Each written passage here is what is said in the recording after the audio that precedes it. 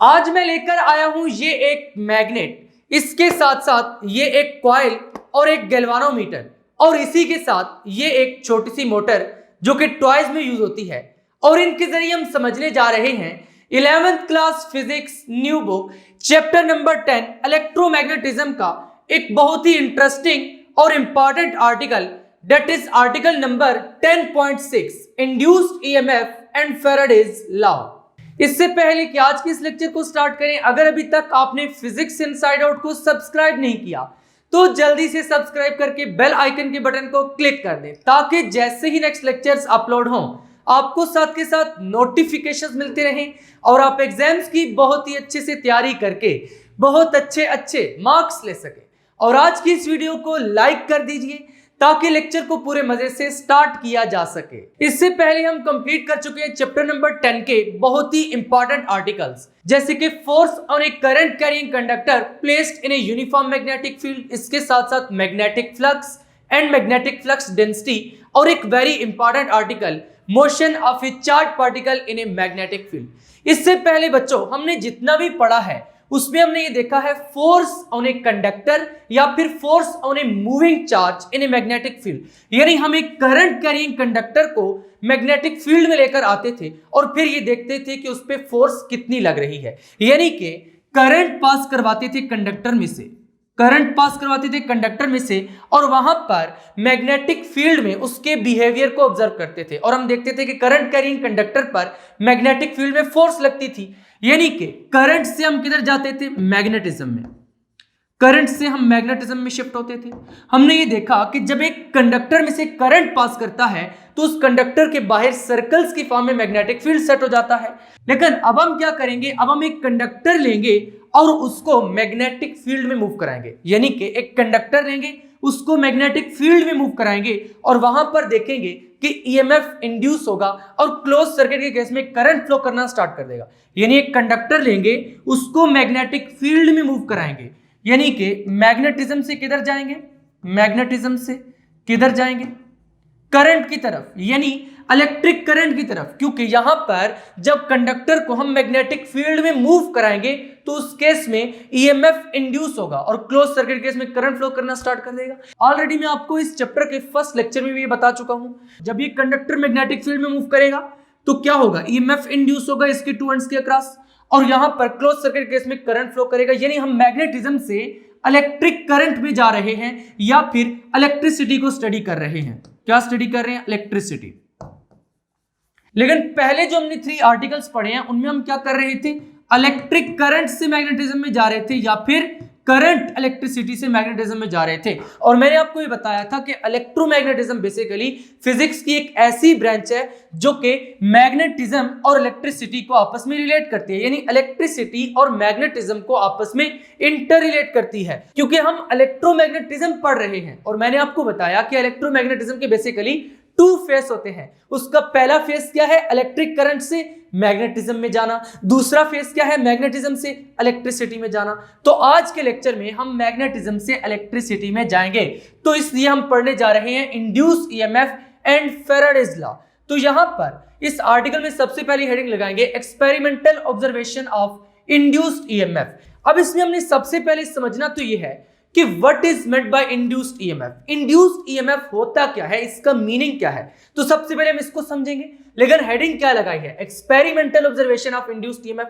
तो चलिए पहले एक्सपेरिमेंट परफॉर्म करते हैं और फिर देखते हैं कि इंड्यूस्ड ईएमएफ क्या होता है। यह है एक्सपेरिमेंटल सेटअप, जिसमें यहां पर एक गैल्वानोमीटर है, इसके साथ ये एक कॉइल है। कॉइल में बेसिकली क्या है, एक ही लॉन्ग कंडक्टर है, एक ही लंबी सी वायर है जिसको हमने इस तरीके से वाइंड कर दिया है और इसके साथ साथ ये एक मैग्नेट है जिसकी अच्छी खासी मैग्नेटिक फील्ड है, इसको हम यहां पर यूज करेंगे। अब आपकी बुक में क्या लिखा गया है, experimental studies show that when a conductor moves through a magnetic field an electromotive force EMF is induced between its ends. अब यहां पर देखिए ये वायर का एक एंड है और यहां पर ये वायर का दूसरा एंड है। जब हम इसको इस मैग्नेट के मैग्नेटिक फील्ड में मूव कराएंगे तो आपकी बुक के मुताबिक इसमें ईएमएफ इंड्यूस होना चाहिए और उस ईएमएफ को हम कहां से ऑब्जर्व करेंगे, यहां से ऑब्जर्व करेंगे। जब हम इसको मैग्नेटिक फील्ड में मूव कराएंगे तो यहां से इस मीटर का पॉइंटर मूव करेगा। तो चलिए जरा इसको मूव करा के चेक करते हैं। अभी आप गैल्वानोमीटर के पॉइंटर को ऑब्जर्व कीजिएगा। यहां पर देखिए आपको इसमें कुछ मूवमेंट नजर आई। अभी फिर से ऑब्जर्व कीजिएगा, अभी आपको फिर से मूवमेंट नजर आई, फिर से मूवमेंट हुई, फिर से मूवमेंट हुई। यानी जब मैं इसको ऐसे या ऐसे मूव करा रहा हूं मैग्नेटिक फील्ड में तो यहां पर आपको गैल्वानोमीटर में कुछ मूवमेंट देखने को नजर आ रही है, जो कि सजेस्ट कर रही है कि इस कंडक्टर में ईएमएफ इंड्यूस हो रहा है। तो आपकी बुक में यही बात लिखी गई है, एक्सपेरिमेंटल स्टडीज शो दैट, यानी एक्सपेरिमेंट से ये मालूम होता है। देखो यहां पर हमने एक्सपेरिमेंटली परफॉर्म करके देखा है कि जब हम इसको मैग्नेटिक फील्ड में ऐसे मूव करा रहे हैं तो ईएमएफ इंड्यूस हो रहा है। तो इसी के बारे में आपकी बुक ने लिखा है कि when a conductor moves through a magnetic field an electromotive force EMF is induced between its ends.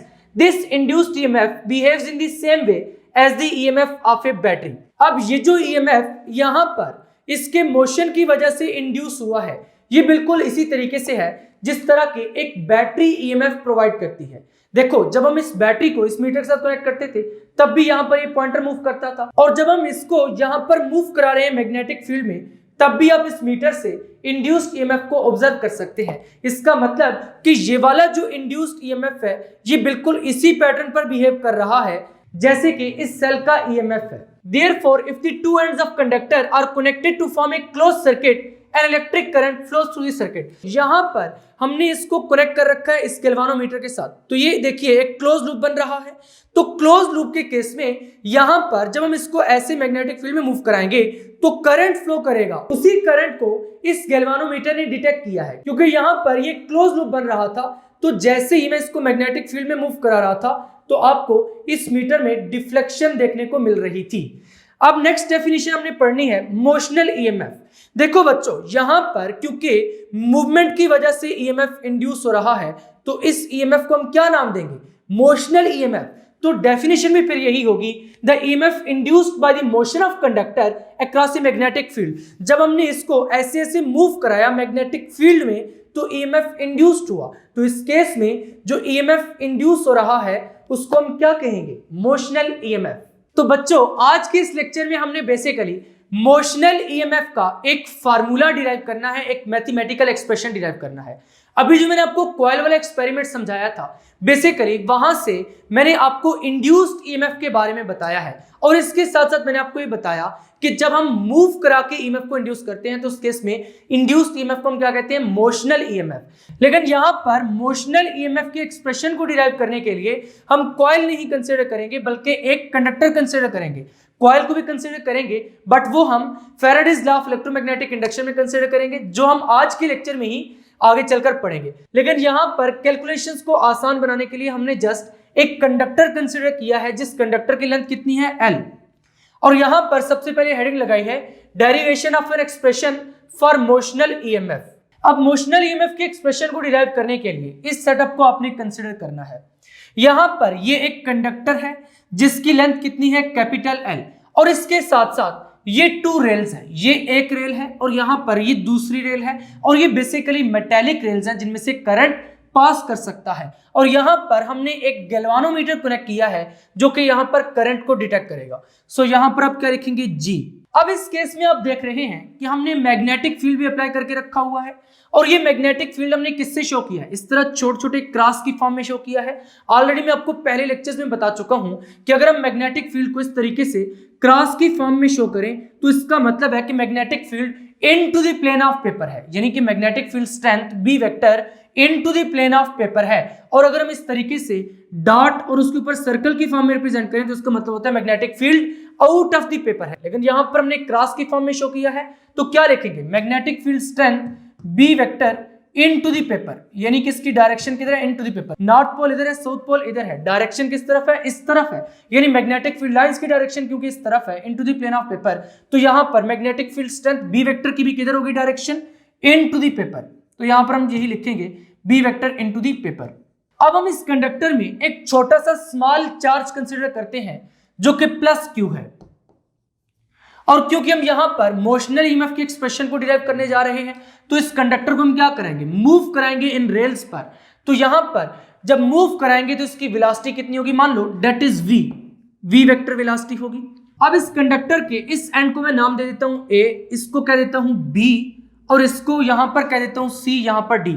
ये एक कंप्लीट लूप बन रहा है। यहां पर इन टू एंड्स के अक्रॉस क्या कनेक्टेड है, गैल्वानोमीटर, और यहां पर कंडक्टर के टू एंड्स को हमने कह दिया है a और b। तो ये क्या बन रहा है, a b c d a, यानी कि एक क्लोज लूप बन रहा है। और हमने ये कहा था कि जब एक कंडक्टर को हम मैग्नेटिक फील्ड में मूव कराएंगे तो क्लोज सर्किट के केस में करंट फ्लो करना स्टार्ट कर देगा, यानी कि अब a b c d loop में क्या करेगा, करंट फ्लो करना स्टार्ट कर देगा। और करंट की डायरेक्शन किस तरीके से होगी, कुछ इस तरीके से होगी। इसका भी प्रॉपर रीजन है जो कि हम आगे चलकर पढ़ेंगे कि करंट की डायरेक्शन ये वाली क्यों है। तो यहां तक आपको बेसिक सेटअप समझ में आ चुका है, तो इसी को पहले नोट्स में लिख देते हैं। कैसे लिखेंगे, a conducting rod of length L is placed on two parallel conducting rails that are separated by distance L, यानी कि यहां पर ये टू पैरेलल रेल्स हैं जिनके ऊपर हमने एक कंडक्टर प्लेस किया है जिसकी लेंथ L है, और इन टू रेल्स के दरमियान जो सेपरेशन है दैट इज आल्सो L। एक galvanometer is connected between the ends C and D of rails, यानी कि हमने एक गैल्वानोमीटर कनेक्ट किया है C और D एंड पर, forming a complete conducting loop A B C D A, यानी कि यहां पर एक कंप्लीट लूप बन रहा है ए बी सी डी ए। ये जो एक कंप्लीट लूप है इसमें करंट फ्लो करेगा। A uniform magnetic field B is applied directed into the page. देखो यहां पर हमने जो मैग्नेटिक फील्ड अप्लाई करके रखी हुई है इस रीजन में, उसको हमने क्रॉस से रिप्रेजेंट किया है, यानी कि ये into the plane of paper directed है। इधर नॉर्थ पोल होगा उधर साउथ पोल होगा, यानी डायरेक्शन मैग्नेटिक फील्ड लाइंस की नॉर्थ से साउथ होती है, तो into the plane of paper होगा, यानी कि B vector magnetic field strength की डायरेक्शन क्या है, into the plane of paper. Uniform magnetic field B vector is applied directed into the page. अब यहां पर सबसे पहले हमने इनिशियल कंडीशन ये ली है कि रॉड रेस्ट पर है। जब ये वाला रॉड रेस्ट पर होगा तो उस केस में क्या कोई ईएमएफ इंड्यूस होगा, नहीं ना होगा। जब यहां पर ये रॉड मूव करेगा मैग्नेटिक फील्ड में उसी केस में ईएमएफ इंड्यूस होगा। तो यहां पर हमने यही बात लिख दी है, initially when the rod remains at rest the galvanometer shows no deflection, यानी कि जब रॉड रेस्ट पर होगा तो ये गैल्वानोमीटर कोई डिफ्लेक्शन शो नहीं करेगा, जो कि इस बात को इंडिकेट करेगा कि इस लूप में से कोई करंट फ्लो नहीं कर रहा। ये तो उस केस में था जब रॉड रेस्ट पर होगा, लेकिन जब रॉड मूव करना स्टार्ट कर देगा तो उस केस में ईएमएफ इंड्यूस होगा और लूप में करंट फ्लो करना स्टार्ट कर देगा। तो नेक्स्ट हेडिंग क्या लगाएंगे, रॉड इन मोशन, यानी जब ये रॉड मूव करेगा, when the rod is pulled towards the right with a constant velocity v vector, तो उस केस में क्या होगा, the galvanometer shows deflection indicating the presence of current in the loop, यानी कि जब हम इस रॉड को मूव कराएंगे इस तरफ राइट साइड पे, इसी वजह से हमने वेलोसिटी v वेक्टर की डायरेक्शन में किधर ली है, राइट साइड की तरफ ली है। जब हम इसको इधर मूव कराएंगे मैग्नेटिक फील्ड में, क्योंकि ये मूव कर रहा है, तो यहां पर ईएमएफ इंड्यूस होगा ए और बी पॉइंट पे, जिसकी वजह से इस लूप में करंट फ्लो करना स्टार्ट कर देगा, यानी कि ये A B C D loop में करंट फ्लो करेगा। और करंट की डायरेक्शन किधर होगी, इधर। इसको भी हम आगे चलकर देखते हैं कि करंट की डायरेक्शन ये वाली क्यों है। This current is induced because the conducting rod is moving through the magnetic field. अब ये करंट बेसिकली क्यों इंड्यूस हुआ है, जो कि गैल्वानोमीटर ने नोट किया है, ये बेसिकली क्यों इंड्यूस हुआ है, बिकॉज रॉड मूव कर रहा है मैग्नेटिक फील्ड में। तो जब भी कोई कंडक्टर मैग्नेटिक फील्ड में मूव करेगा तो उस केस में ईएमएफ इंड्यूस होगा, यानी कि गैल्वानोमीटर करंट को डिटेक्ट कर लेगा क्लोज सर्किट के केस में।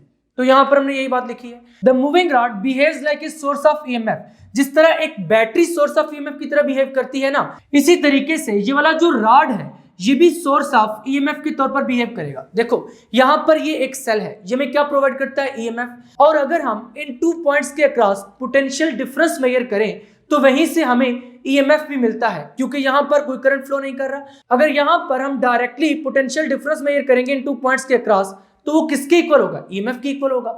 तो यहां पर जब ये रॉड भी सोर्स ऑफ ईएमएफ के तौर पर बिहेव कर रहा है तो हम ये कह सकते हैं कि this EMF is equal to potential difference between these 2 points. तो यहां पर फिर हम क्या लिखेंगे, EMF is equal to VB minus VA, यानी कि इन 2 पॉइंट्स के अक्रॉस जो पोटेंशियल का डिफरेंस है that is equal to EMF induced. तो यहां पर EMF induce is equal to VB minus VA, this is equal to delta V, क्योंकि डेल्टा V क्या हो जाएगा, चेंज इन पोटेंशियल या फिर पोटेंशियल डिफरेंस को इंडिकेट करेगा, that is VB minus VA। अब यहां पर बच्चों ये जो कंडक्टर है इसमें ऑब्वियसली चार्जेस मूव करेंगे तभी तो करंट फ्लो कर रहा है ना। देखो क्लोज लूप के केस में चार्जेस मूव करेंगे जिसकी वजह से करंट फ्लो करेगा। तो यहां पर ये जो प्लस Q चार्ज है जब ये कंडक्टर मूव करेगा तो ये चार्ज भी ऑब्वियसली मूव कर रहा है, और हमने कहा था कि मैग्नेटिक फील्ड में मूविंग चार्ज फोर्स एक्सपीरियंस करता है, यानी एक चार्ज मूव कर रहा है और अगर मैग्नेटिक फील्ड में मूव कर रहा है तो वहां पर वो फोर्स एक्सपीरियंस करेगा। तो इसका मतलब कि जब हम इस कंडक्टर को मूव कराएंगे तो इसमें ये वाला चार्ज भी मूव करेगा। जब ये चार्ज मूव करेगा तो मूविंग चार्ज मैग्नेटिक फील्ड में फोर्स एक्सपीरियंस करता है, चार्ज रेस्ट वाला नहीं करता, लेकिन जो चार्ज मूव कर रहा होता है वो मैग्नेटिक फील्ड में फोर्स एक्सपीरियंस करता है। अब ये फोर्स कितनी होगी उसको हमने कैलकुलेट करना है, तो यहां पर हेडिंग लगाएंगे magnetic force acting on a charge as the rod moves the charge Q inside the rod also moves. देखो जब ये रॉड मूव करेगा तो इसमें चार्ज भी मूव करेगा और मूविंग चार्ज मैग्नेटिक फील्ड में फोर्स एक्सपीरियंस करता है। ये 2 पॉइंट्स तो अच्छे से याद कर लो। रेस्ट वाला चार्ज मैग्नेटिक फील्ड में कोई फोर्स एक्सपीरियंस नहीं करता, लेकिन अगर चार्ज मूव करेगा तो वो मैग्नेटिक फील्ड में फोर्स एक्सपीरियंस करेगा। यहां पर भी जब ये पॉजिटिव चार्ज मूव करेगा तो मैग्नेटिक फील्ड में फोर्स एक्सपीरियंस करेगा। ये मैं आपको ऑलरेडी लास्ट लेक्चर्स में प्रूव भी करके दिखा चुका हूं और मैंने आपको प्रॉपर्ली एक्सपेरिमेंटली परफॉर्म करके दिखाया था कि जो मूविंग चार्ज है वो मैग्नेटिक फील्ड में फोर्स एक्सपीरियंस करता है। अगर आपने लास्ट लेक्चर अभी तक अटेंड नहीं किया तो उसका लिंक आपको डिस्क्रिप्शन में मिल जाएगा और इसके साथ साथ कमेंट सेक्शन में मिल जाएगा, वहां से आप प्रॉपर्ली एक्सपेरिमेंटली देख सकते हैं कि मूविंग चार्ज कैसे मैग्नेटिक फील्ड में फोर्स एक्सपीरियंस करता है। तो यहां पर हमने लिखा क्या है कि जब ये रॉड मूव करेगा इसमें चार्ज भी मूव करेगा तो मूविंग चार्ज फोर्स एक्सपीरियंस करेगा, जिसको हम यहां पर मैग्नेटिक फोर्स कह रहे हैं। और ये चार्ज इतनी ही वेलोसिटी के साथ मूव करेगा जितनी वेलोसिटी से कंडक्टर मूव कर रहा है, और ये वेलोसिटी क्या है, v vector in the magnetic field b vector, क्योंकि यहां पर मैग्नेटिक फील्ड भी प्रेजेंट है तो इसका मतलब कि ये चार्ज मैग्नेटिक फील्ड में मूव कर रहा है। Due to this motion the charge experiences a magnetic force given by. अब ये चार्ज मैग्नेटिक फोर्स एक्सपीरियंस करेगा और ये मैग्नेटिक फोर्स ऑलरेडी हमने कैलकुलेट कर रखी है motion of a charge particle in magnetic field वाले लेक्चर में। उसमें हमने रिलेशन क्या पढ़ा था, F vector is equal to Q into V vector cross B vector, यही हमने रिलेशन पढ़ा था। ये V वेक्टर क्या है, ये वेलोसिटी है उस चार्ज की जो कि उस कंडक्टर में मूव कर रहा है, और B वेक्टर क्या है, this is magnetic field. F vector वो फोर्स है जो कि चार्ज मैग्नेटिक फील्ड में एक्सपीरियंस करेगा। अब यहां पर अगर हम इस फोर्स का मैग्नीट्यूड लिखें तो कैसे लिखेंगे, क्रॉस प्रोडक्ट को ओपन करना पड़ेगा। F is equal to QVB sine theta हो जाएगा, और क्योंकि यहां पर मैग्नेटिक फील्ड की डायरेक्शन किधर है, इनटू द पेपर, यानी मैग्नेटिक फील्ड की डायरेक्शन ये वाली है और यहां पर वेलोसिटी की डायरेक्शन किधर है, इधर है। अगर मैग्नेटिक फील्ड की डायरेक्शन ये है और वेलोसिटी की डायरेक्शन ये है तो यहां पर ऐसे देखो इन दोनों के दरमियान कितना एंगल बन रहा है, 90 डिग्री का एंगल बन रहा है। इसका मतलब कि V और B दोनों आपस में क्या है, परपेंडिकुलर है। तो इसी वजह से हमने लिखा है since the angle between V vector and B vector is 90 degree, so F is equal to QVB sine 90 degree हो जाएगा। और साइन 90 डिग्री आपको मालूम है कि 1 के इक्वल होता है, तो यहां पर this implies that F is equal to QVB into 1। यहां पर क्या लिखेंगे, since sine 90 degree is equal to 1, this implies that F is equal to QVB। तो यहां तक हमने मैग्नेटिक फोर्स को कैलकुलेट कर लिया है। अब ये जो एरोज है ना वेक्टर पे, ये आपने डालना बिल्कुल भी नहीं भूलना। जब मैं पेपर्स चेक करता हूं तो अक्सर स्टूडेंट्स ने ये वाले एरोज नहीं डाले होते, यानी वो वेक्टर्स को वेक्टर्स की फॉर्म में डिनोट ही नहीं करते, इसकी वजह से मार्क्स कट हो जाते हैं। तो आपने इन एरोज को डालना बिल्कुल भी नहीं भूलना, क्योंकि यहां पर हम इनको वेक्टर्स ट्रीट कर रहे हैं। जिस जगह पर हम स्केलर ट्रीट करते हैं उस पर हम एरोज नहीं डालते, लेकिन यहां पर क्योंकि हम कह रहे हैं V वेक्टर और B वेक्टर के दरमियान एंगल 90 डिग्री है तो आपने इन एरोज को डालना नहीं भूलना। यहां तक हमने देख लिया है कि इस चार्ज पर मैग्नेटिक फोर्स कितनी लग रही है, F is equal to QVB। अब हमने इस फोर्स की डायरेक्शन भी देखनी है कि जो मैग्नेटिक फोर्स उस चार्ज पर एक्ट कर रही है इसकी डायरेक्शन किधर होगी, क्योंकि यहां पर क्रॉस प्रोडक्ट है। तो वेक्टर प्रोडक्ट के केस में हमने क्या देखा था कि डायरेक्शन को फाइंड करने के लिए हम राइट हैंड रूल को यूज करते हैं। तो यहां पर राइट हैंड रूल यूज करेंगे, यानी कि राइट हैंड की फिंगर्स को हम V वेक्टर से B वेक्टर की तरफ कर्ल करेंगे तो जो थंब है वो इंडिकेट करेगा कि फोर्स की डायरेक्शन क्या है। स्मॉलर एंगल से कर्ल करेंगे। देखो यहां पर हमने पहले हेडिंग लगाई है direction of magnetic force and charge accumulation. सबसे पहले मैग्नेटिक फोर्स की डायरेक्शन को देखते हैं, क्योंकि यहां पर क्या है, F vector is equal to Q into V vector cross B vector, यही हमने लिखा है। देखो राइट हैंड को कैसे कर्ल करना है, V वेक्टर से B वेक्टर की डायरेक्शन में। B वेक्टर किधर है, into the plane of paper इस तरफ है, अंदर की तरफ, और V वेक्टर किधर है, V वेक्टर इधर है। आपने राइट हैंड की फिंगर्स को V वेक्टर से B वेक्टर की तरफ कर्ल करना है। V वेक्टर इधर है, B वेक्टर इधर है, तो V वेक्टर से B वेक्टर की तरफ कर्ल करो, तो ये जो थंब है ये इंडिकेट करेगा डायरेक्शन ऑफ द फोर्स को। तो यहां पर ये वाला जो चार्ज है, फिर ये किधर फोर्स एक्सपीरियंस करेगा, V वेक्टर इधर, curl the fingers of right hand from V vector to B vector. B vector क्योंकि इधर है अंदर की तरफ, तो अंदर की तरफ फिंगर्स को कर्ल करिए। अब थंब किधर इंडिकेट कर रहा है, ऊपर अपवर्ड डायरेक्शन में, तो इसका मतलब कि ये वाला जो चार्ज है ये इस डायरेक्शन में फोर्स एक्सपीरियंस करेगा। तो यहां पर हमने यही लिखा है, using right hand rule the magnetic force acting on the positive charge is directed from point A to B along the rod. यानी मैग्नेटिक फोर्स A से B की तरफ लग रही है, इस तरफ लग रही है, और ये हमने राइट हैंड रूल से प्रॉपर्ली डिटरमिन की है। As a result, the charges move to the top of the conductor and a concentration of charges build up at the top and B। देखो बच्चों, यहां पर इस कंडक्टर में एक चार्ज तो नहीं है, बहुत सारे चार्ज है। हमने जस्ट एक चार्ज को कंसीडर करके स्टडी किया है। अब क्योंकि यहां पर बहुत सारे चार्जेस हैं और ये तमाम चार्जेस किधर फोर्स एक्सपीरियंस करेंगे, ऊपर की तरफ। इसका मतलब कि पॉइंट बी पर बहुत से चार्जेस इकट्ठे हो जाएंगे, यानी यहां पर चार्ज की एक्यूमुलेशन हो जाएगी, यहां पर चार्ज की कंसंट्रेशन बढ़ जाएगी। तो इसी बात को हमने लिखा है, as a result charges move to the top end of conductor and a concentration of charge build up at the top end B. यानी कि कंसंट्रेशन ऑफ चार्ज यहां पर बिल्ड हो जाएगी, क्योंकि यहां पर ज्यादा चार्ज हो जाएंगे। जब ज्यादा चार्ज हो जाएंगे तो हम कहेंगे कि चार्ज यहां पर कंसंट्रेट हो गए, यानी यहां पर चार्ज की क्या है, कंसंट्रेशन है पॉइंट बी पर। While there is deficiency of charges at bottom end A, और बॉटम एंड ए पर क्या हो जाएगा, चार्जेस कम हो जाएंगे, क्योंकि चार्जेस ने यहां पर इस तरफ फोर्स एक्सपीरियंस की है, तो चार्जेस इधर मूव कर जाएंगे, यानी इधर चार्जेस की डेफिशिएंसी हो जाएगी और इधर चार्जेस इंक्रीज कर जाएंगे, यानी कि यहां पर कंसंट्रेशन बढ़ जाएगी। जब यहां पर चार्जेस ज्यादा होंगे और यहां पर चार्जेस कम होंगे, तो इस सेपरेशन ऑफ चार्जेस की वजह से यहां पर क्या हो जाएगा, इलेक्ट्रिक फील्ड सेट हो जाएगी। ऑलरेडी हमने लास्ट चैप्टर में पढ़ रखा है कि सेपरेशन ऑफ चार्जेस की वजह से क्या होगा, इलेक्ट्रिक फील्ड सेट हो जाएगी, ई वेक्टर सेट हो जाएगा। तो यहां पर फिर हम यही बात लिख देते हैं, the separation of charges creates an electric field E vector inside the rod. यानी कि यहां पर रॉड के अंदर क्या हो जाएगी, इलेक्ट्रिक फील्ड सेट हो जाएगी। और बच्चों, हमने ऑलरेडी करंट इलेक्ट्रिसिटी वाले चैप्टर में पढ़ लिया है कि जब कंडक्टर की टू एंड्स के अक्रॉस इलेक्ट्रिक फील्ड सेट होगी, तो उस केस में क्या होगा, करंट फ्लो करेगा, यानी कि इलेक्ट्रॉन्स ड्रिफ्ट वेलोसिटी अटेन करेंगे अप्लाइड इलेक्ट्रिक फील्ड की वजह से। और इलेक्ट्रॉन्स की ड्रिफ्ट वेलोसिटी क्या होती है, एक्चुअली करंट कॉन्स्टिट्यूट करती है। तो इसका मतलब कि यहां पर बेसिकली चार्जेस की सेपरेशन की वजह से इलेक्ट्रिक फील्ड जनरेट होगी, और उस इलेक्ट्रिक फील्ड में ये जो चार्ज है ये फोर्स एक्सपीरियंस करेगा, जिसको हमने इलेक्ट्रिक फोर्स का नाम दिया। इसी वजह से यहां पर हमने हेडिंग लगाई है electric force acting on a charge. तो यहां पर बेसिकली क्या हो रहा है, ई वेक्टर यानी इलेक्ट्रिक फील्ड रॉड के अंदर सेट हुई है फ्रॉम बी टू ए। क्योंकि देखो बच्चों, पॉइंट बी पर चार्ज कंसंट्रेशन ज्यादा है, लेकिन पॉइंट ए पर चार्जेस की डेफिशिएंसी है, तो फील्ड की डायरेक्शन किधर होगी, हाई पोटेंशियल से लो पोटेंशियल की तरफ, यानी कि यहां बी से ए की तरफ होगी। तो इसी वजह से हमने लिखा है डायरेक्टेड फ्रॉम बी टू ए। अब इस केस में ये जो चार्ज है, क्योंकि ये इलेक्ट्रिक फील्ड में प्रेजेंट है, तो आपने पढ़ रखा है कि जब चार्ज इलेक्ट्रिक फील्ड में प्रेजेंट होता है तो उस पर फोर्स लगती है, और वो फोर्स हम कहां से निकालते हैं, F is equal to QE से। तो इसका मतलब कि यहां पर जो चार्ज पे इलेक्ट्रोस्टैटिक फोर्स लगेगी, that would be FE is equal to QE। यानी कि ये वाली जो इलेक्ट्रोस्टैटिक फोर्स है, इलेक्ट्रिक फोर्स है, ये एक्ट कर रही है इस चार्ज पर। और मैंने आपको क्या बताया कि यहां पर इलेक्ट्रिक फोर्स की डायरेक्शन किधर होगी, इस तरफ होगी।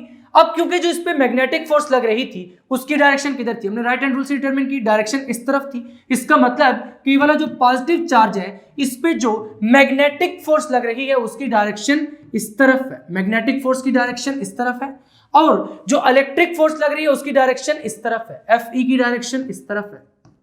जब दो फोर्सेस अपोजिट डायरेक्शन में एक्ट कर रही हैं, तो इसका मतलब कि इस सिस्टम कुछ देर के बाद इक्विलिब्रियम में आ जाएगा।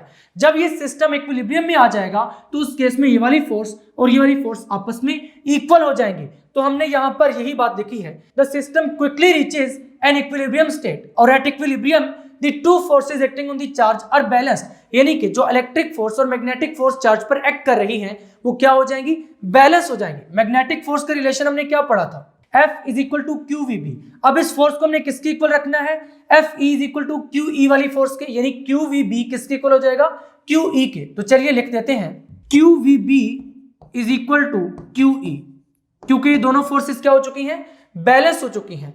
अब यहां पर अगर हम इस इक्वेशन को दोनों साइड्स पर Q से डिवाइड कर दें तो Q Q कैंसिल हो जाएगा और इस केस में हमारे पास क्या रह जाएगा, this implies that E is equal to V B.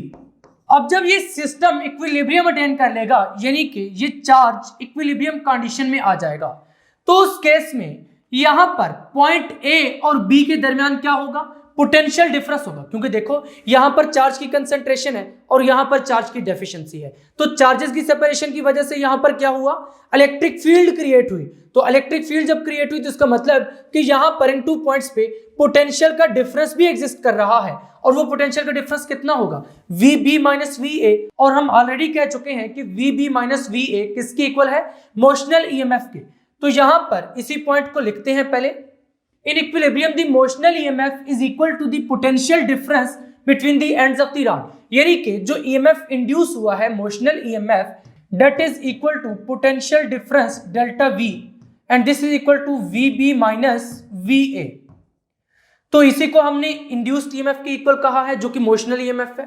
अब यहां पर हमने इस पोटेंशियल डिफरेंस की वैल्यू फाइंड करनी है। हमने electric field as potential gradient वाले आर्टिकल में, यानी कि जो इससे पहले वाला चैप्टर था, chapter number 9 electrostatics and current electricity, उसका जो इलेक्ट्रिक पोटेंशियल वाला लेक्चर था उसमें हमने पढ़ा था electric field as potential gradient. वहां पर हमने एक रिलेशन पढ़ा था E is equal to minus delta V over D, यही रिलेशन पढ़ा था। और डी बेसिकली क्या थी, प्लेट्स के दरमियान सेपरेशन थी। यहां पर हमने 2 रेल्स कंसीडर की हुई हैं, तो रेल्स के दरमियान जो सेपरेशन है उसको हमने क्या कहा है, एल कहा है। तो इसका मतलब यहां पे E is equal to minus delta V over L हो जाएगा। अब यहां पर एक क्वेश्चन ये आता है कि हम इस रिलेशन को क्यों यूज करने जा रहे हैं। डेल्टा वी को हम किसी और रिलेशन से भी तो फाइंड कर सकते थे, लेकिन हम ये वाला रिलेशन यूज कर रहे हैं यहां पर, क्योंकि ये वाला जो चार्ज है ये मूव कर रहा है।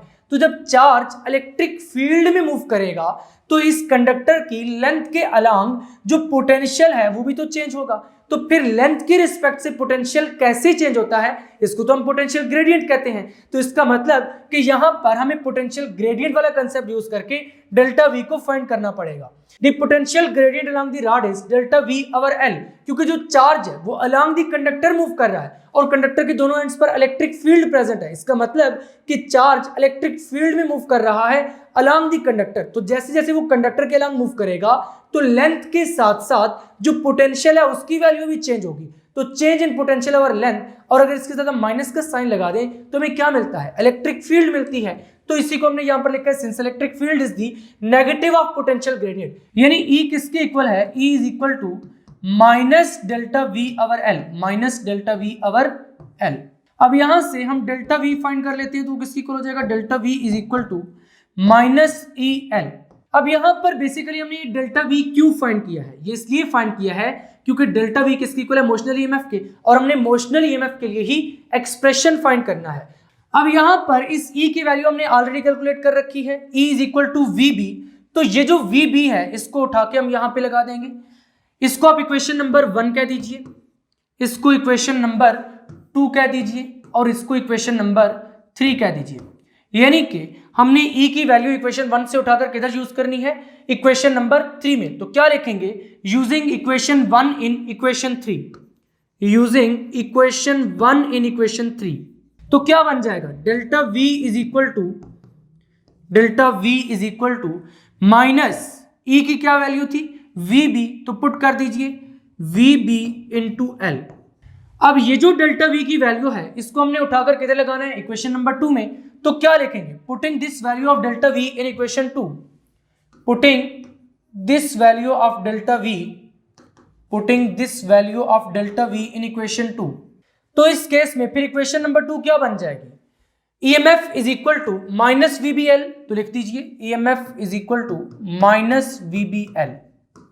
अब ये वाली जो इक्वेशन है ये क्या शो कर रही है, बेसिकली ये मैग्नीट्यूड ऑफ मोशनल ईएमएफ को रिप्रेजेंट कर रही है, इसलिए आपने यहां पर ये लाइन लिख देनी है, this represents the magnitude of motional EMF that is minus VBL।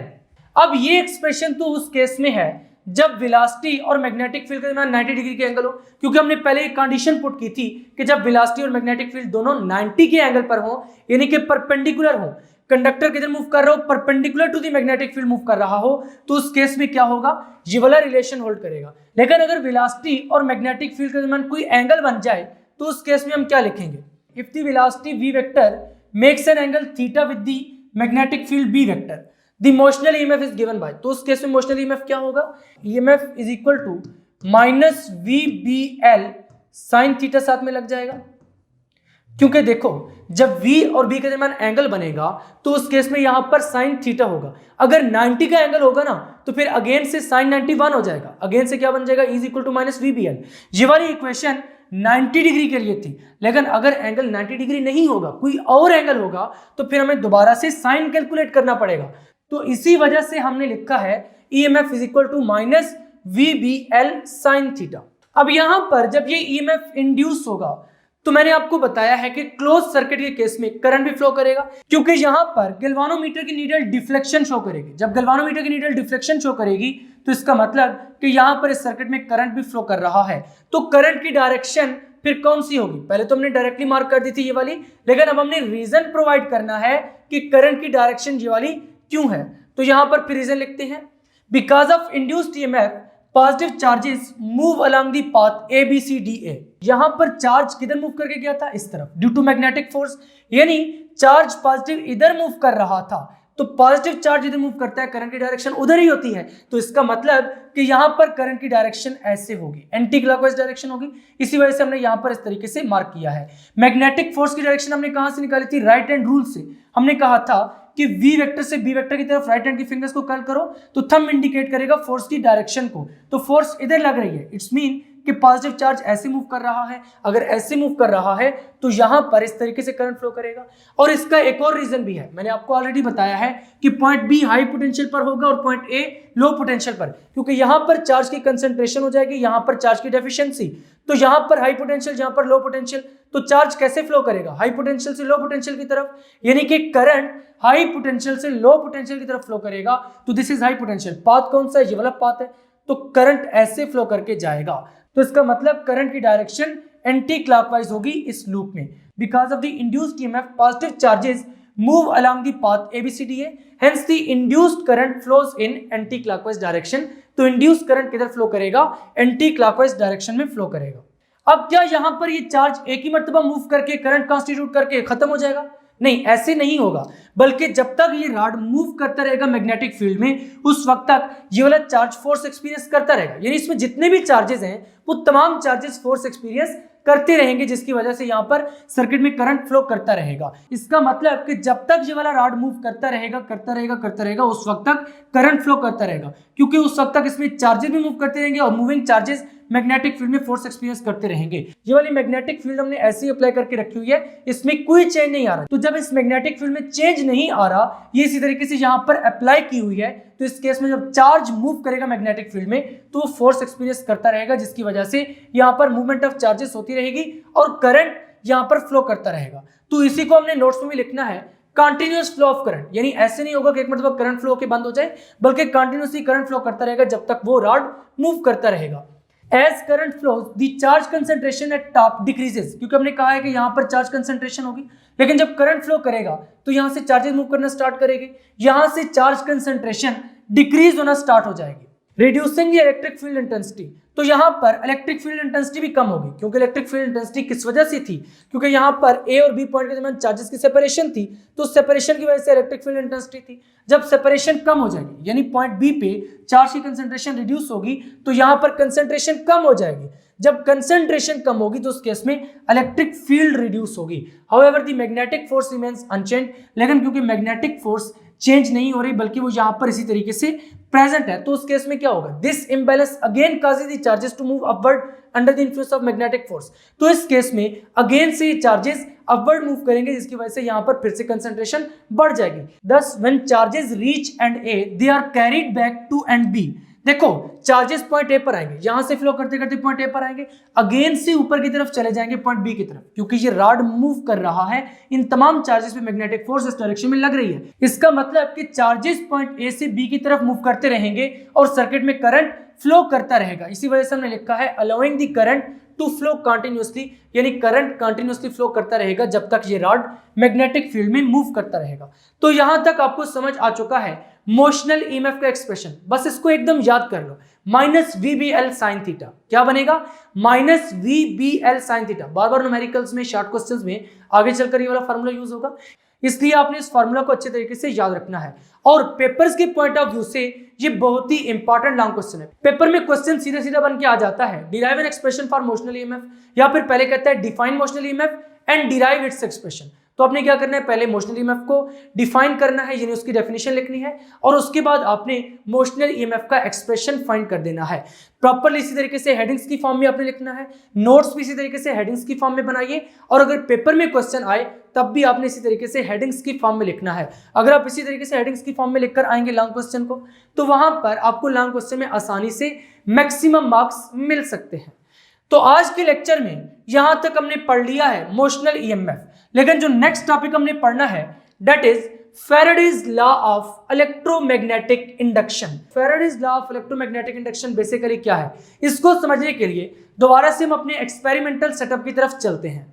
यह है वो सेटअप जिसके जरिए हमने Faraday's law of electromagnetic induction को समझना है। तो यहां पर ये एक मैग्नेट है। देखो बच्चों, हर मैग्नेट का कुछ ना कुछ मैग्नेटिक फील्ड होता है जिसको हम मैग्नेटिक फील्ड लाइन से रिप्रेजेंट करते हैं।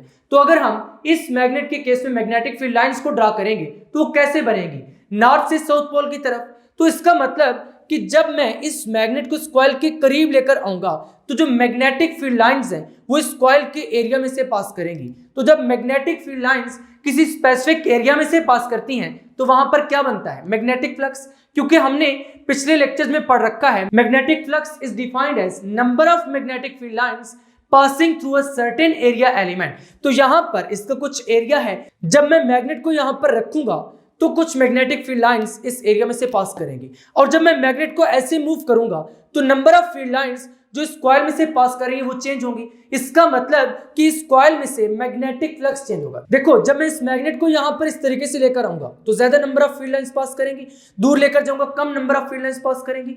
तो इसका मतलब कि मैग्नेट को करीब या दूर लेकर जाने से यहां पर मैग्नेटिक फील्ड लाइंस जो एरिया में से पास कर रही है वो कम होंगी या बढ़ेंगी। तो इसका मतलब कि मैग्नेटिक फ्लक्स इस कॉइल में से चेंज होगा। जब मैं इस मैग्नेट को करीब लेकर आऊंगा, दूर लेकर जाऊंगा तो उस केस में मैग्नेटिक फ्लक्स चेंज होगा। यहां पर जब मैं मैग्नेटिक फ्लक्स को चेंज कर रहा हूं तो उस मीटर में जरा ऑब्जर्व कीजिए, आपको कुछ डिफ्लेक्शन दिखाई दे रही होगी। इसका मतलब जब एक कॉइल में से जिसमें n नंबर ऑफ लूप्स हो, यानी कोई भी नंबर ऑफ लूप्स, देखो यहां पर ये एक वायर वाइंड कर रखी है इस कॉइल पर, इसके कुछ लूप्स हैं जिनको हमने कहा है n नंबर ऑफ लूप्स, यानी n नंबर ऑफ लूप्स वाली कॉइल में से जब मैग्नेटिक फ्लक्स चेंज हो रहा है तो उस केस में यहां पर क्या हो रहा है, ईएमएफ इंड्यूस हो रहा है, तभी तो आपको इस मीटर में डिफ्लेक्शन दिखाई दे रही है। अब अगर मैं इस मैग्नेट को थोड़ा स्लोली मूव करवा कर लेकर जाऊं तो आप गैल्वानोमीटर में देखिए कि कम डिफ्लेक्शन आ रही है। इसका मतलब कि जब magnetic flux with respect to time कम चेंज हो रहा है तो उस केस में जो ईएमएफ है वो भी कम इंड्यूस हो रहा है। लेकिन अगर यहीं पर मैं इस मैग्नेट को थोड़ा तेजी से इस तरह मूव कराऊं तो यहां पर आप देखें कि ईएमएफ ज्यादा इंड्यूस हो रहा है। तो इसका मतलब कि जब मैग्नेटिक फ्लक्स टाइम के साथ साथ तेजी से चेंज होगा कि उस केस में ईएमएफ भी ज्यादा इंड्यूस होगा। तो यहां पर फिर मैं लिख सकता हूं कि जो ईएमएफ है ये डिपेंड करता है कि जो मैग्नेटिक फ्लक्स φb है ये कितनी तेजी से चेंज हो रहा है। चेंज हो रहा है तो साथ में डेल्टा आएगा, कितनी तेजी से चेंज हो रहा है टाइम के साथ साथ, तो इसका मतलब कि यहां पर डेल्टा टी आएगा। इसके साथ साथ हमने ये कहा है कि इस कॉइल में जो नंबर ऑफ लूप्स हैं वो n है, और अगर इसमें नंबर ऑफ लूप्स को बढ़ा दूं तो यहां पर जो ईएमएफ इंड्यूस हो रहा है वो भी बढ़ जाएगा। अगर मैं नंबर ऑफ लूप्स कम कर दूं तो जो ईएमएफ इंड्यूस हो रहा है वो भी कम हो जाएगा। इसका मतलब कि ईएमएफ इस बात पर भी डिपेंड कर रहा है कि कॉइल में कितने नंबर ऑफ लूप्स हैं। अब यहां पर जब मैं इस मैग्नेट को मूव करा रहा था तो इसके साथ साथ मैं ये भी ऑब्जर्व कर रहा था कि जब मैं मैग्नेट को इस कॉइल के करीब लेकर जाता हूं, यानी इस तरीके से करीब लेकर आता हूं तो एक फोर्स यहां पर ऐसी लग रही है जो इस मैग्नेट को पीछे की तरफ धकेल रही थी, और जब मैं इस मैग्नेट को जो पीछे लेकर आता हूं तो उस केस में इस मैग्नेट पर एक ऐसी फोर्स एक्ट कर रही है जो इसको कॉइल की तरफ लेकर आ रही है। इसका मतलब मैं जिधर लेकर जाना चाहता हूं उससे अपोजिट डायरेक्शन में यहां पर कोई फोर्स लगती है। तो इसका मतलब कि जो ईएमएफ इंड्यूस हो रहा है ये अपोज कर रहा है चेंज इन मैग्नेटिक फ्लक्स को, क्योंकि जब मैं मैग्नेट को ऐसे करता हूं, इसके करीब लेकर आता हूं, ये दूर लेकर जाता हूं, तो मैग्नेटिक फ्लक्स को मैं चेंज कर रहा हूं। इसका मतलब कि जो ईएमएफ इंड्यूस हो रहा है ये अपोज कर रहा है चेंज इन मैग्नेटिक फ्लक्स को। अगर अपोज कर रहा है तो यहां पर नेगेटिव का साइन भी आएगा। अब फैराडे सर ने क्या किया, उन्होंने यहां पर इक्वल का साइन लगा दिया और इक्वल का साइन लगाकर ये कहा कि ये जो ईएमएफ इंड्यूस हो रहा है इस कॉइल में जिसके n नंबर ऑफ लूप्स हैं ये इक्वल है negative of rate of change of magnetic flux. तो ये है statement of Faraday's law of electromagnetic induction. तो इसी तरीके की एक स्टेटमेंट आपकी बुक में भी लिखी गई है। The average EMF induced in a conducting coil of n loops, यानी ऐसी कॉइल जिसमें n नंबर ऑफ लूप्स हैं, जिसमें वायर को वाइंड कर रखा है और n नंबर ऑफ लूप्स हैं, n कुछ भी हो सकता है, is equal to negative of rate of change, यानी यहां पर माइनस का साइन आएगा, rate of change of magnetic flux. जिस तरह हम पहले पढ़ा करते थे ना मैकेनिक्स में, rate of change of velocity, इस तरीके से यहां पर rate of change of magnetic flux है। जब मैं मैग्नेट को कॉइल के करीब या दूर लेकर जाता था तो उस केस में मैं मैग्नेटिक फ्लक्स को चेंज कर रहा था, क्योंकि उस केस में कॉइल में से जो मैग्नेटिक फील्ड लाइंस पास कर रही थी वो चेंज हो रही थी। तो इसका मतलब कि मैग्नेटिक फ्लक्स चेंज हो रहा था। तो मैग्नेटिक फ्लक्स जब टाइम के साथ साथ तेजी से चेंज होता था तो उस केस में ईएमएफ ज्यादा इंड्यूस होता था, जब आहिस्ता से चेंज होता था तो ईएमएफ भी कम इंड्यूस होता था। इसका मतलब कि जो ईएमएफ इंड्यूस हो रहा है इस कॉइल में जिसके n नंबर ऑफ लूप्स हैं ये किसके इक्वल है, negative of rate of change of magnetic flux. So this is Faraday's law of electromagnetic induction, यानी average EMF induce in a conducting coil of n loops, ऐसी coil जिसमें n number of loops हैं उसमें जो EMF induce हो रहा है यानी कि average EMF that is equal to negative of rate at which magnetic flux is changing with time, यानी मैग्नेटिक फ्लक्स टाइम के साथ साथ कैसे चेंज हो रहा है। अगर ये तेजी से चेंज होगा तो यहां पर ज्यादा ईएमएफ इंड्यूस होगा, अगर आहिस्ता से चेंज होगा तो ईएमएफ भी कम इंड्यूस होगा। तो यहां तक ये थी Faraday's law of electromagnetic induction की स्टेटमेंट जो कि आप प्रैक्टिकली समझ चुके हैं। लेकिन अब हमने मैथमेटिकली इस एक्सप्रेशन को फाइंड करना है। देखो इससे पहले हमने मोशनल ईएमएफ को एक एक्सप्रेशन डिराइव किया है और वो एक्सप्रेशन क्या था, motional EMF is equal to minus V B L sine theta. उसी एक्सप्रेशन को यूज करते हुए हमने Faraday's law of electromagnetic induction की ये मैथमेटिकल फॉर्म निकालनी है। तो चलिए नेक्स्ट एक्सप्लेनेशन की हेडिंग लगाते हैं और यहां पर इस सेटअप को कंसीडर करते हैं। इस सेटअप में भी पहले की तरह ये टू रेल्स हैं। देखो ये एक मेटेलिक रेल है और ये दूसरी मेटेलिक रेल है। अब ये वाला जो कंडक्टर है ये पहले इस जगह पर प्लेस था, यानी पोजीशन 1 ये वाली थी। मान लो ये पोजीशन 1 है, this is position 1, this is position 2, this is position 2।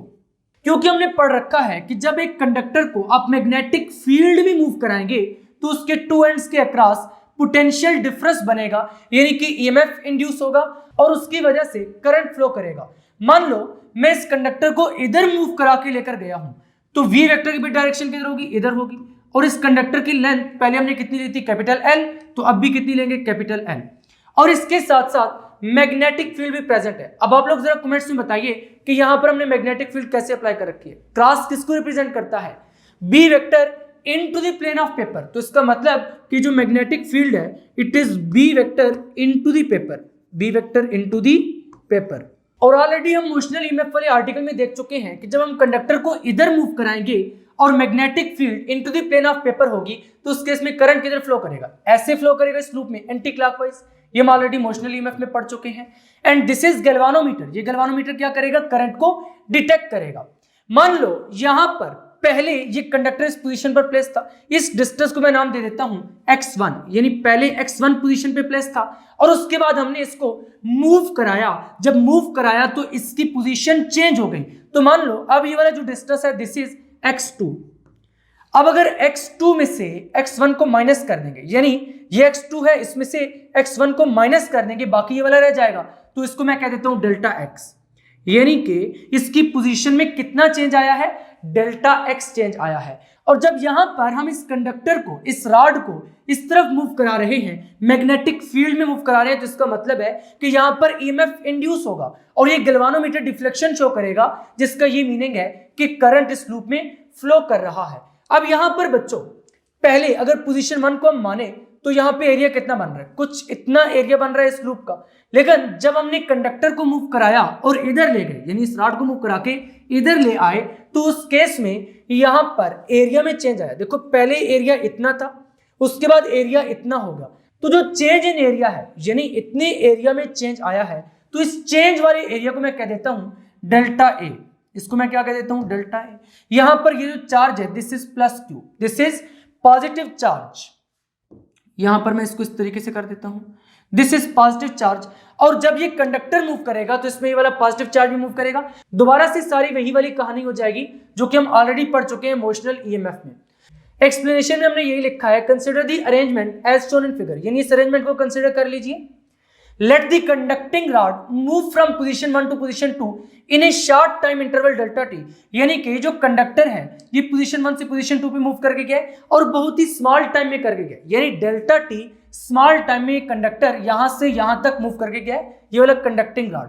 The distance moved by the rod, अब रॉड ने कितना डिस्टेंस मूव किया, पहले x1 पोजीशन पे था, फिर x2 पे चला गया, तो इसका मतलब x2 माइनस x1, अगर हम x2 में से x1 को माइनस कर दें तो हमें वो डिस्टेंस मिल जाएगा जितना डिस्टेंस रॉड ने मूव किया है। तो it's mean x2 minus x1 distance move किया है और उसको हम डेल्टा x कह रहे हैं। अब यहां पर इस कंडक्टिंग रॉड ने जो डिस्टेंस कवर किया है डेल्टा x, ये कितनी वेलोसिटी के साथ किया है उसको हम यहां पर v कह रहे हैं, क्योंकि देखिए ये जो कंडक्टर है ये v वेलोसिटी के साथ मूव कर रहा है।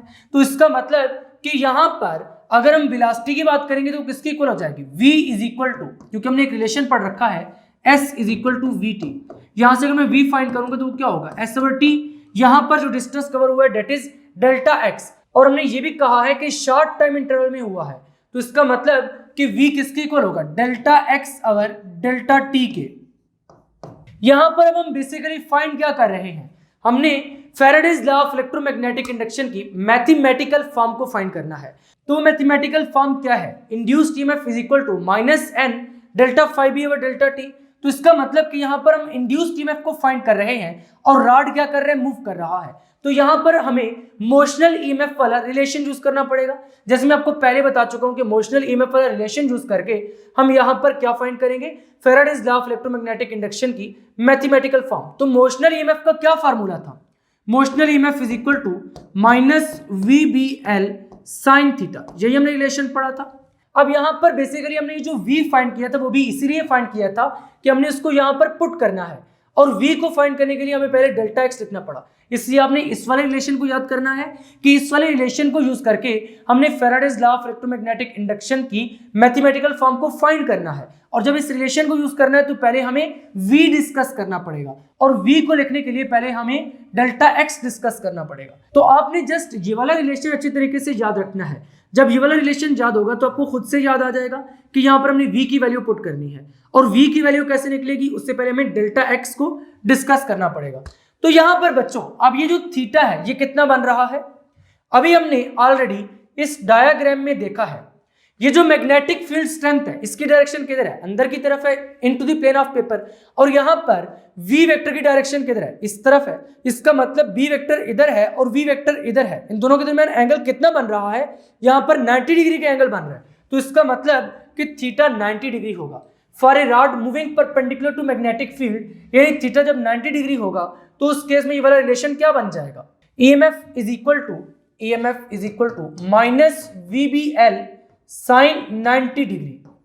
तो यहां से this implies that EMF is equal to minus VBL sine 90 degree क्या हो जाएगा, 1 के इक्वल हो जाएगा। तो यहां पर हम लिख देंगे since sine 90 degree is equal to 1, यानी साइन 90 डिग्री किसकी इक्वल है, 1 की इक्वल है। तो यहां से this implies that EMF is equal to minus VBL हो जाएगा। अब यहां पर बच्चों हमने ये जो v की वैल्यू फाइंड की थी ना, इसको उठा के यहां पर लगा देते हैं। तो क्या लिखेंगे, substituting the value of v in above equation. तो क्या बन जाएगा, EMF is equal to minus v की क्या वैल्यू थी, delta x over delta t। तो लिख दीजिए delta x over delta t into B L हो जाएगा। अब यहां पर बेसिकली जब हमने इस रॉड को मूव कराया है तो एरिया में चेंज आया। इनिशियली एरिया इतना था, जब रॉड को मूव कराया तो एरिया में चेंज आया है। तो ये चेंज एरिया किसके इक्वल है? देखो हमने इस फिगर का एरिया फाइंड करना है, यानी कि डेल्टा ए फाइंड करना है। तो डेल्टा ए हम कैसे फाइंड करेंगे? इस साइड को और इस साइड को आपस में मल्टीप्लाई करेंगे। अब ये वाली साइड कितनी है? डेल्टा एक्स, तो इसका मतलब कि डेल्टा एक्स इंटू क्या हो जाएगा, यहां पर ये वाली लेंथ कितनी है?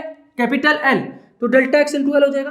बेसिकली देखो ये एक फिगर बन रही है, अगर इसका जनरली भी हम एरिया फाइंड करें तो इस साइड को और इस साइड को आपस में मल्टीप्लाई करेंगे तो डेल्टा एक्स इंटू एल। इसका मतलब कि जब हमने इस रॉड को मूव कराया है तो एरिया में जो चेंज आया है that change is equal to delta X into L. तो यहां पर यही बात लिखी है, as the rod moves by distance delta X the increase in area of the loop is given by, क्योंकि यहां पर पहले एरिया कम था फिर एरिया इंक्रीज हुआ है। तो कितना एरिया इंक्रीज हुआ है? इंक्रीज इन एरिया को हमने डिस्कस करना है, that is delta A is equal to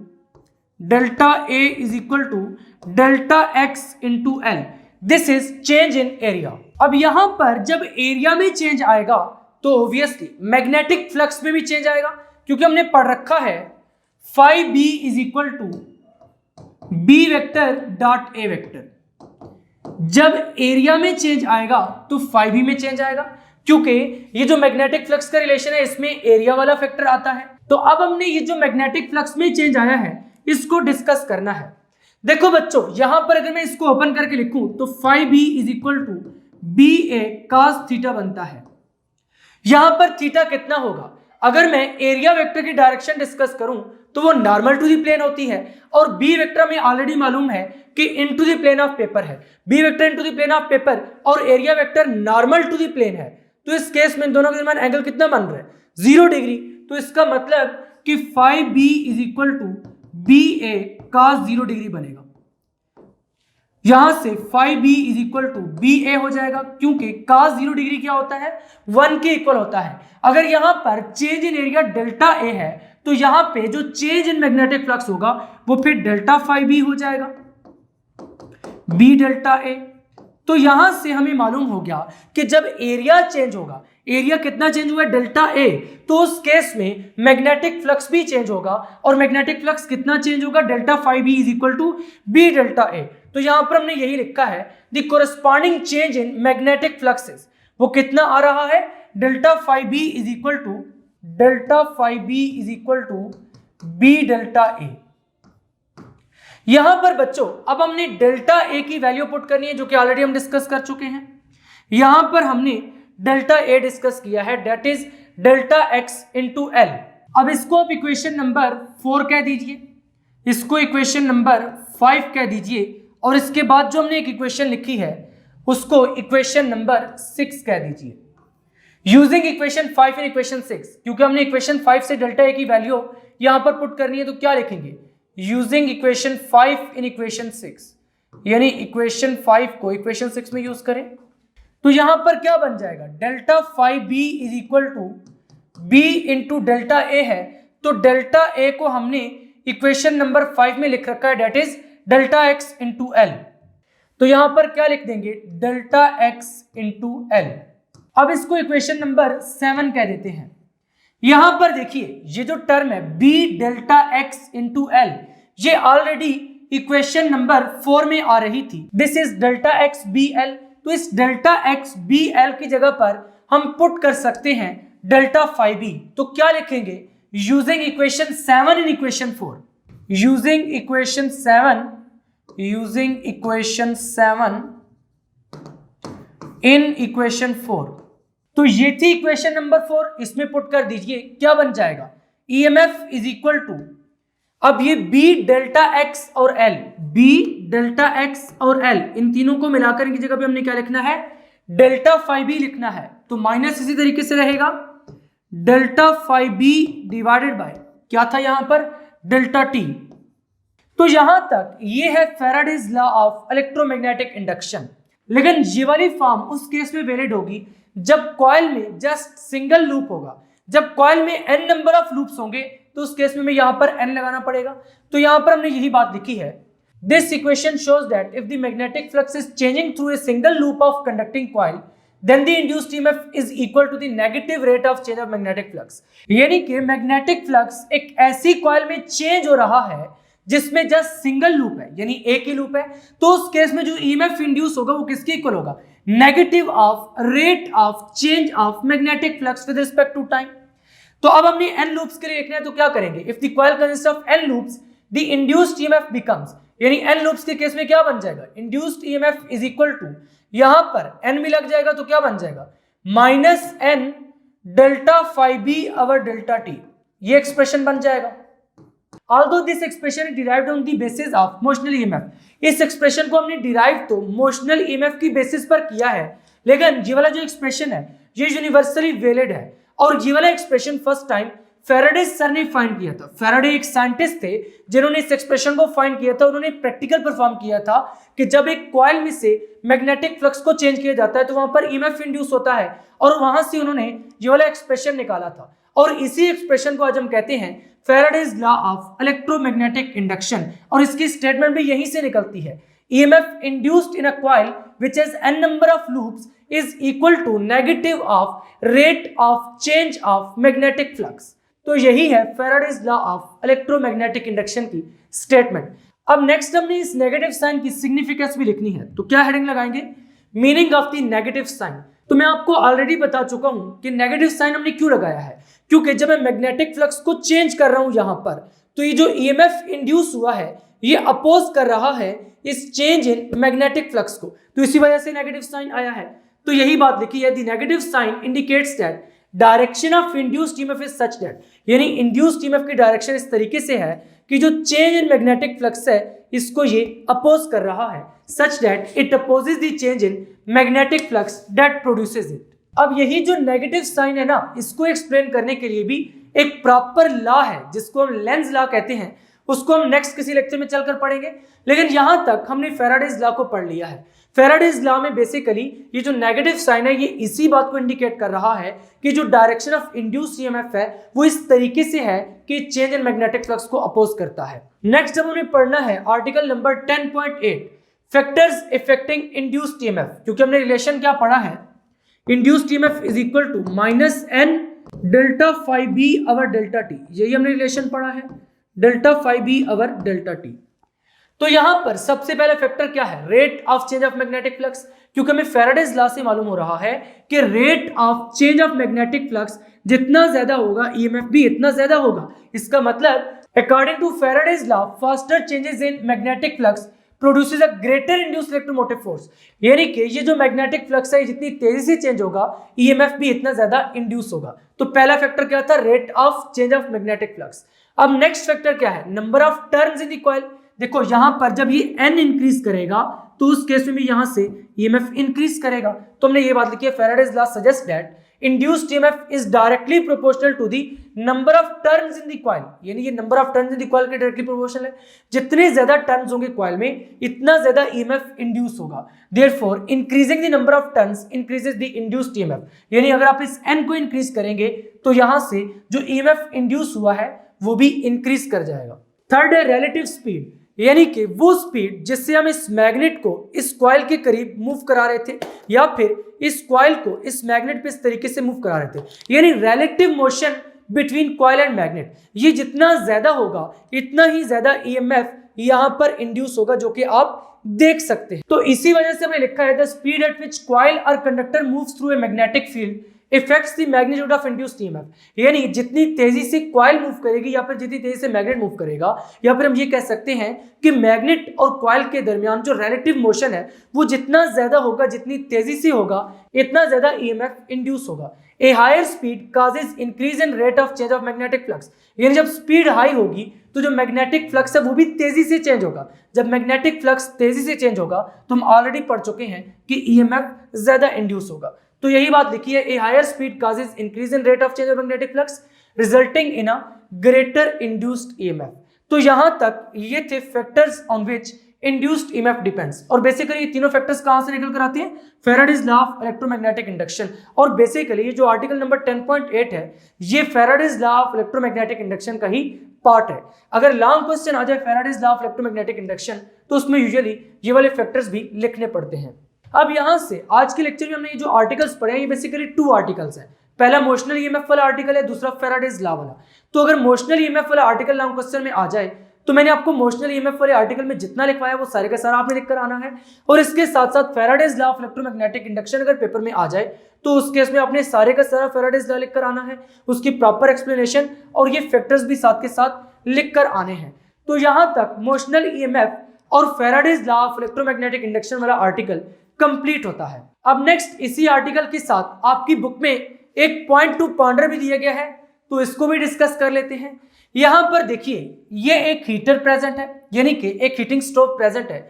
इसके ऊपर हमने एक मेटल का पार्ट रखा हुआ है और एक हमने यहाँ पे ग्लास का पार्ट रखा हुआ है। यहाँ पर मेटल के पार्ट में भी हमने पानी रखा हुआ है, ग्लास के पार्ट में भी पानी रखा हुआ है, यानी वाटर प्रेजेंट है। लेकिन यहाँ पर देखिए ये जो मेटल के पार्ट में वाटर है ये तो हीट हो रहा है, बट ये जो ग्लास वाले पार्ट में वाटर है ये हीट नहीं हो रहा। और यहाँ पर जब इस स्टोव को टच करके देखा है तो स्टोव की टॉप भी हॉट नहीं है बल्कि नॉर्मल टेम्परेचर पर है जितनी की होनी चाहिए। तो इट्स मीन कि यहाँ पर ये जो स्टोव की टॉप है ये भी हीट नहीं हो रही और ये जो ग्लास वाला पार्ट है ये भी हीट नहीं हो रहा, जस्ट मेटल वाला पार्ट हीट हो रहा है। इसी वजह से यहाँ पर आपको ये स्मोक उठता हुआ दिखाई दे रहा है। अब यहाँ पर बेसिकली ये जो हीटिंग स्टोव है इसकी जो टॉप है ये ग्लास की टॉप है, यानी ये टॉप किसकी है? ग्लास की टॉप है। दिस इज मेटल पार्ट, इसके ऊपर मैं लिख भी देता हूँ metal part, and this is glass part. अब यहाँ पर बेसिकली होता क्या है, ये जो मेटल पार्ट पड़ा हुआ है ना इसके नीचे एक कॉइल होती है। जिस तरीके की मैंने आपको कॉइल दिखाई है इसी तरीके की यहाँ पर एक बड़ी कॉइल होती है और उसमें से अल्टरनेटिंग करंट पास कर रहा होता है। ऑलरेडी मैंने आपको लास्ट चैप्टर में बताया हुआ है कि अल्टरनेटिंग करंट की डायरेक्शन स्पेसिफिक टाइम इंटरवल में चेंज होती रहती है। तो जब करंट की डायरेक्शन चेंज होगी तो वहां से मैग्नेटिक फील्ड की डायरेक्शन भी चेंज होगी।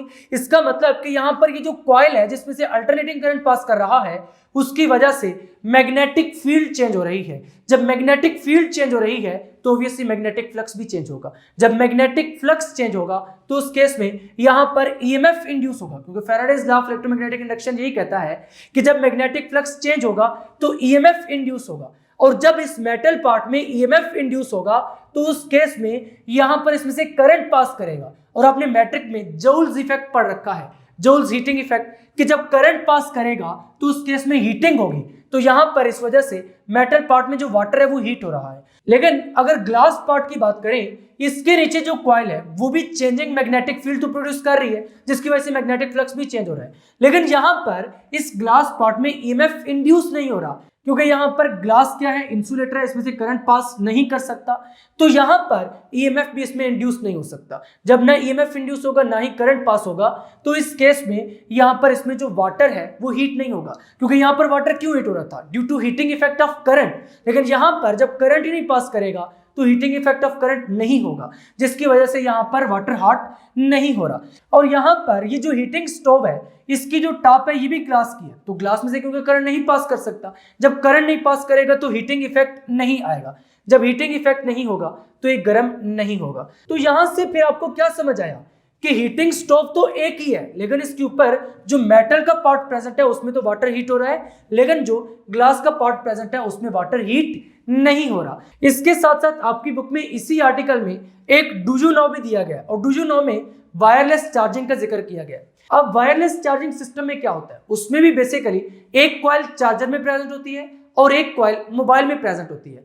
तो आप क्या करते हैं, उस मोबाइल को चार्जर के करीब रख देते हैं, तो वहां पर जो कॉइल है जो कि चार्जर में प्रेजेंट है उसमें से अल्टरनेटिंग करंट पास कर रहा है, जिसकी वजह से मैग्नेटिक फ्लक्स टाइम के साथ साथ चेंज हो रहा है।